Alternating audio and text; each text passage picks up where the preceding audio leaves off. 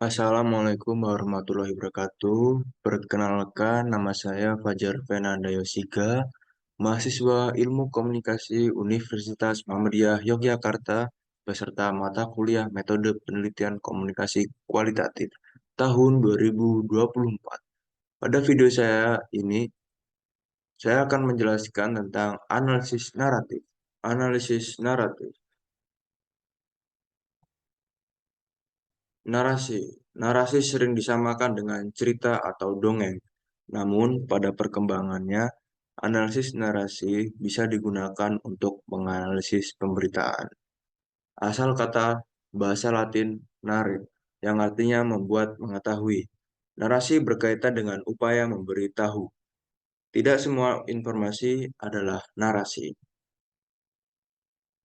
Nah, di sini kita bisa melihat perbedaan dan membandingkan mana yang bukan narasi dan mana yang narasi.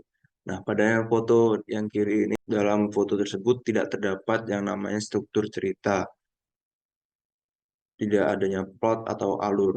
Nah, sedangkan yang foto yang kanan ini yaitu narasi. Nah, teman-teman bisa melihat ya, yaitu cerita kisah Malin Kundang, si anak durhaka. Nah, dalam cerita tersebut kan terdapat struktur, plot, dan alur cerita dalam cerita tersebut. Definisi narasi. Representasi dari sebuah peristiwa atau rangkaian peristiwa menurut Girard Genet. Menurut Gerald Prince, representasi dari satu atau lebih peristiwa nyata atau fiktif yang dikomunikasikan oleh satu, dua, atau beberapa narator. Karakteristik narasi. Terdapat rangkaian peristiwa. Nah, kita dapat bisa lihat ya di cerita awal tadi yaitu si Malin Kundang. Karena cerita tersebut kan kita bisa melihat dari awal itu si Malin Kundang berbuat durhaka kepada orang tuanya. Yang kedua itu tidak random tetapi mengikuti logika tertentu. Yang ketiga itu narasi bukanlah pemindahan peristiwa dalam teks cerita karena terdapat pemilihan.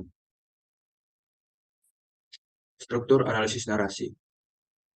Menceritakan peristiwa lewat plot atau alur. Dan yang kedua itu peristiwa terbagi dari beberapa bagian. Beberapa bagian dari peristiwa yang diceritakan ini memiliki alur atau plot. Model analisis naratif. Yang pertama yaitu model Zefetan-Todorov.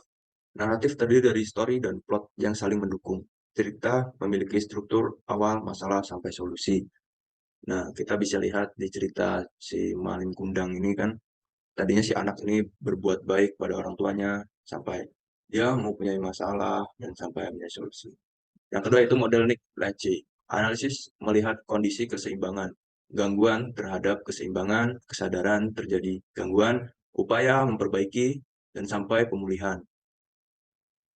Yang ketiga yaitu model Marie Gillespie. Analisis melihat kondisi cerita, kekacauan, gangguan makin besar sampai klimaks, dan yang terakhir yaitu penyelesaian dan akhir. Jadi setelah adanya klimaks, dia bisa menyelesaikan sampai akhir. Yang keempat yaitu model Aldreidas-Greimas. Dalam model analisis naratif, model Aldreidas-Greimas terdapat yaitu objek dan subjek, pengirim, sender, dan penerima atau receiver, dan ada penolong dan penentang. Oke, terima kasih. Sekian yang dapat saya sampaikan. Sekian. Wassalamualaikum warahmatullahi wabarakatuh.